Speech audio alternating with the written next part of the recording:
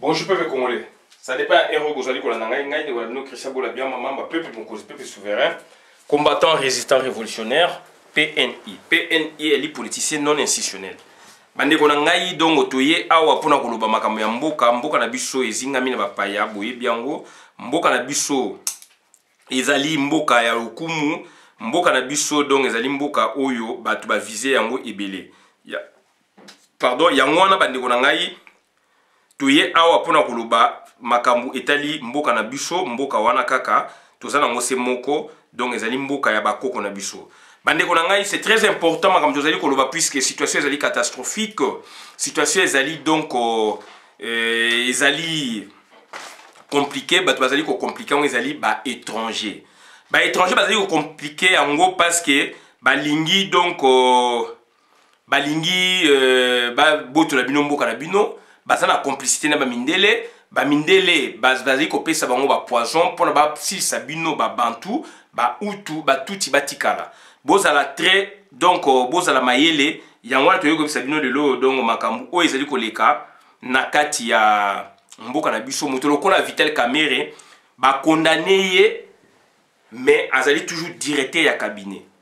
Directeur ya cabinet bande konangai azali na grade équivalent ya vice-premier ministre, ministre, donc azali na grade équivalent ya vice-premier ministre. Donc bande konanga botala no makambo ezali kosama na mboka na biso, basambisi depuis instruction phase donc pré-juridictionnelle parquet na phase juridictionnelle ti lelo yo jugement ebimi ba condamné ye donc ti lelo yo muto wana balongoli ete azali toujours directeur ya cabinet. Adjoint na ye donc bache wana azali ko jouer intérim. Bande konanga esama na mokili nini, esama na mboka nini. Situation ezali catastrophique donc na droit administratif et institution administrative situation oyo je ne pense pas ezali ko démérer. Bande konanga néanmoins eloko toyebi Vital Kamerhe jusque là azali condamné na premier degré. Azali na droit ya kosala appel. Toka malamu, azali na droit kosala appel. Donc, jugement wana ndenge bimi, tokolo bazali condamné tant qu'à sali appel te. Et appel donc 30 jours depuis ba notifié qui est 30 jours depuis date oyo makami be puis ba notifié qui est. Donc après 30 jours forclusion. Forclusion c'est-à-dire zali donc possibilité aux zali ki nango ya ko actionner ya kosala eloko salité do délai eleki esili. Donc bande konangai après 30 jours que Jimé Bimaki so Vital Kamerhe a interjecté appel T, donc jugement est commis définitif. Jugement commis définitif na to benga donc ezali couler sous forme ya chose jugée, donc commis définitif et commis inattaquable. Mais par ailleurs, si Koyo, avant 30 jours où on est expiré, Vital Kamerhe a eu quoi attaquer jugement. C'est-à-dire qu'il y a un appel. Mais tout appel abusif est condamnable. Pour que ça appel, il faut un élément nouveau. Il faut un élément nouveau. Donc tout appel abusif, il fait ça condamnable. Donc, est-ce que ça l'appel pour le appel? Au sala appel pour la que bavoka na yo ba yebi musala ba mona ke non ba sala rappel puisqu'il y a des éléments à exploiter pour na que juge o ya likolo amona ndenge nini bakataki makambo liboso na likamo bango ba exploiter ce qui est akoki ko changer mo muke et ce qui a changé à une décision finale a ko zongi sango na tribunal oyo e bandaki pour na ba donc ba exécuter yango. Donc c'est très important. Makamo tozali koloba donc Vital Kamerhe, à notre grande surprise, azali toujours directeur à cabinet. Donc jusque là, on ne comprend plus rien. Président de la République n'a eu nos protocolaires et sengeli azelati eloko wana donc ebima en fait jugement définitif ebima pour na ke aye bako tenter espérer kolongola Vital Kamerhe na poste wana officiellement tout yébité mais na limité que Félix Antoine Tshilombo Makosala na limité que Hippolyte Kanambe a repésaye fait vert pour na akomati na niveau 1. Donc bandeko nanga voilà la situation où ezali koleka na Congo. Donc ezali ba situation moko ya Sony sous d'autres cieux mboka mususu dès que bakangi ye ba longoli. Tout ça comme on a ba France. Dès que soupçon est bimi au komi muto ba parquet, au que se justifier makambu o ezali très il y a vie publique de l'État, surtout vie publique de l'État. Ndekonanga ozali mutudio ozali libanda avant même jugement bima oso bima libanda. Tu repères ça exemple il y a nani maire ya Bordeaux. Azaka na gouvernement il y a Sarkozy. Alain Juppé. Azaka na gouvernement Sarkozy. Suite à un problème moko boazwaka Sarkozy a tenté quitter. A hésité à quitter je pense. Il faut a hésité à quitter, a checker libanda. Donc, on a biloko wana dongo ça dit ba hésitaka na ngote. Dès qu'il y a soupçon et que saisine, il y a biloko wana ça ba cause tribunaux donc ba kotika yote o exercer. Et nous ko nini Vital Kamerhe azali donc directeur à cabinet ya Félix Antoine Tshilombo. Vital Kamerhe azali kozwa misolo ya directeur à cabinet ya chef de l'état protocolaire.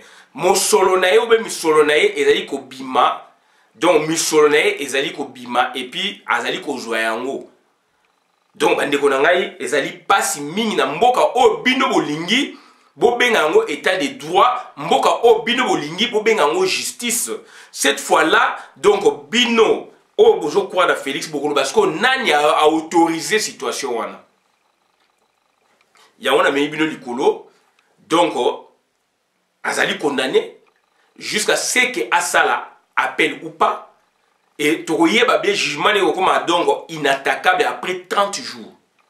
Après 30 jours donc le jugement vous allez couler sous forme de choses jugées, couler sous forme de choses jugées. C'est-à-dire donc jugement ezali donc est comme définitif, inattaquable.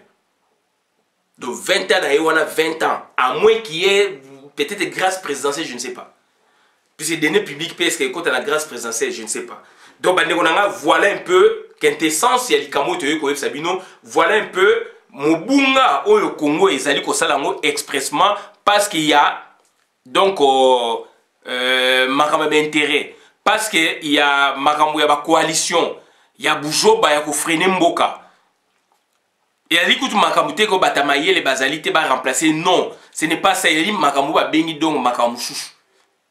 Donc voilà situation où ba memi biso na désordre na kata Congo ya ngai nayo, désordre à Congo ya ngai nayo, Congo ya Simon Kimbangu.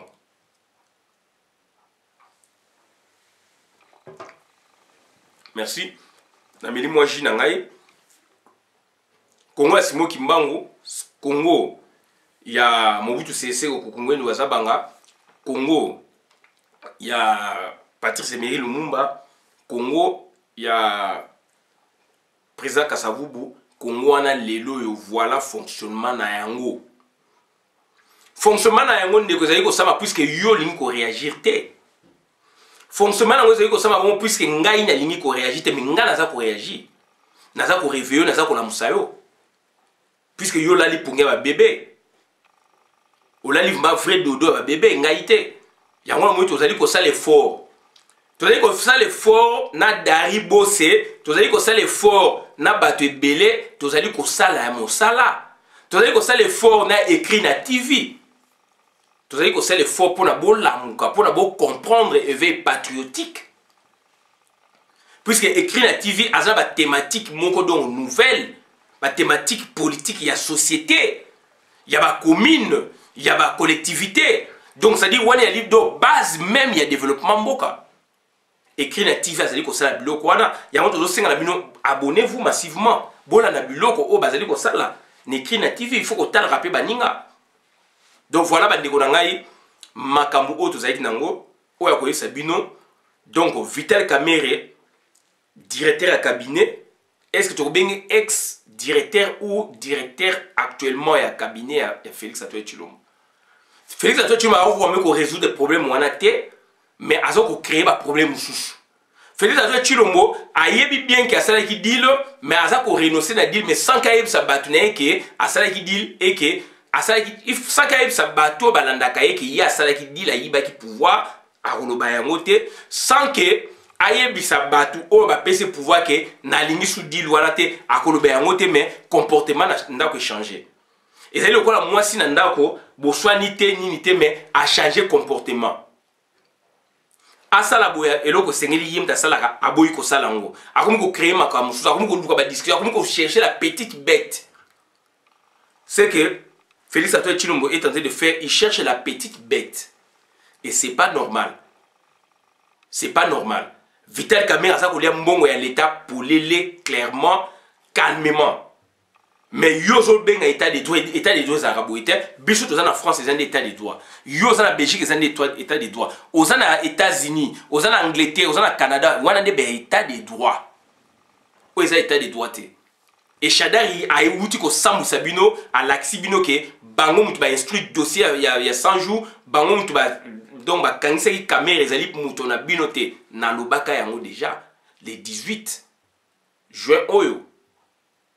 Shadari a kolobango le 28 juin 10 jours plus tard parce que il y a eu un incident ba kangi ministre burundais wana vice-premier ministre de la justice burundais ba kangi na Félix a évité que vice-premier ministre de Burundais, yango tout ça qu'on révèle au grand public, peuple congolais et bayango, ministre azali Burundais, azali ndeko Vital Kamerhe, azali ndeko Kiabelulwa, azali ndeko na bango. Yaba tuti ba utuana, azali donc mukili na bango ba yeko sala na Congo. Bandeko na ngai c'est très important, bandeko na ngai makam tozali koloba, situation ezali catastrophique, to continuer boité. To continuer boité puisque Vital Kamerhe na loba yango bien. Mboka na biso tambola malamu, il faut que boma Vital Kamerhe. Il faut que boma Vital Kamerhe. Bazali batu oyo to bavanda ka milima sangane baza ko sekayo. Baza ko sekayo. Il faut que boma Vital Kamerhe, il faut que boma Jeannette Kanambe, il faut que boma donc Zoé Kanambe, il faut que boma donc Hippolyte Kanambe. Et na Félix il faut que boma ye. Batu il faut que éradiquer bango. So bomi bango, to bomi bango, biso nyoso to bomi bango, donc mboka na biso ekokangolama, mboka na biso kozala tranquille. Papa Tshisekedi a lobela batunaye ya UDPS. Oyo, bazalaki déjà bien initié. A ese bango ke. Donc, l'obligation nazali te bo faire attention na Kamerhe. Azali muto a ko nuire na politique à Congo, a ko nuire na bino. A ese ba discipline, ba vrai discipline na ye. Donc, vrai disciple, il y a Papa Tshisekedi a ko coopérer jamais na Moïse Katumbi. Vrai disciple, il y a Papa Tshisekedi jamais ko travailler donc coopérer donc on a Vital Kamerhe. Mais sauf que Yemoko aussi dans le dernier moment donc a tombé dans le piège kaka Yemoko Papa Tshisekedi. Donc Papa Tshisekedi a dit gourou senior, Félix Antoine Tshilombo a dit gourou junior. Donc voilà histoire ba gourou na Congo facile. Puisque quand vous croyez na gourou na bino, vous allez donc bloquer. Vous allez bloquer moyen réfléchir, vous allez moyen innover dans la matière exacte. Donc vision vous allez écouter. Voilà bandeko nangai, makam tozali ko sabino, il y a un dysfonctionnement na mboka. Dysfonctionnement et il y a un directeur ya cabinet. Azalina parquet. Un directeur cabinet a commis un tribunal. Un directeur cabinet a côté prison Makala. Un directeur cabinet a azali condamné 20 ans. Mais ba longo liété na bo considérer directeur cabinet. Allez-y comprendre. Yon de kota Liban, yon de koma Liban, au lieu de faire distraire Batou, aux allez information te, aux allez ça la même raisonnement madame te. Les faits sont là. Les faits sont têtus. Les faits sont là. Ndekonanga okosa moto moko te. Ndekonanga ozali wana okosa moto moko te et te permettre yote okosa Batou. Les faits sont têtus. Ils sont là. Ya ngona ba ndekonanga Touye ko sabino bolingo boboto eto na kati na bino ngai Christian Bola Biama mamba peuple mokonzi peuple souverain combattant résistant révolutionnaire PNI donc eli politicien non institutionnel bandeko na ngai o tozali koloba ezali bosolo o tozali koloba ezali makambu ya politique ya mboka na biso o makambu tozali koloba bandeko na ngai. Donc ezali makambu ezali ko buta na source auto ezali ko bandeko na ngai ezali poto na musabandeko na biso pour la topesa bango kana pour na congolais o lamuka ozana ba capacité ozana mayele ko leka batu wana. Mais pourquoi batu wana bazwa bokonzi yote parce que ezali deal parce qu'ils allaient dans une coalition. Bah, moni osa s'intéresser à la politique. Alors, la politique, y a mboka so s'intéresser à moté, y politique à s'intéresser na yo. Imaginons mboka na yo, ba bombarder yango. Village na yo, puisque vous allez tribaliste, ba bombarder village na yo. Moté me kosalo pasi. Mais tant ba bombarder qui pon na yo village à batu mususu, mais ça na kata Congo, oka ki pasité. Aujourd'hui, Congo nous les a bombardés partout. Il y a qui bombardé. Des 60 à nos jours, Congo tout partout les a visité. Naba paya, ba kanyango, ba bomi batu, ba bombarda, ba massa sequoia, ba bombe quoi partout dans Congo. Sur toute l'étendue ya Congo. De hypocrisie, mon gosse est Congo zalate. Soki tozali batu. Donc ça dit il faut tout réfléchir. Naba KO, naba mot qui ronge notre pays. Hippolyte Kana Bazali donc une maladie, un virus na kata Congo. Vital Kamerhe un virus na kata Congo. Kiabelula un virus na kata Congo. Toyet Sabino. Félix Atoye Chilombo un virus na kata Congo. Tant que yoko dénoncer te nganda yo tokoyo kanate. Puisque azali moloki ya Congo Félix. Passe na munu passe na nge yangoyo. Passe na munu passe na nge donc ça dit Hippolyte Kana donc Vital Kamerhe le fait qu'azali na kata boloko passe na munu passe na nge donc au sala ye loko moko teza dil bayokana. Et donc le a commis na boloko il fallait donc basa décision d'office yami beni président de la République. Le président de la République a révoqué pour le premier ministre. Boka directeur na ya cabinet.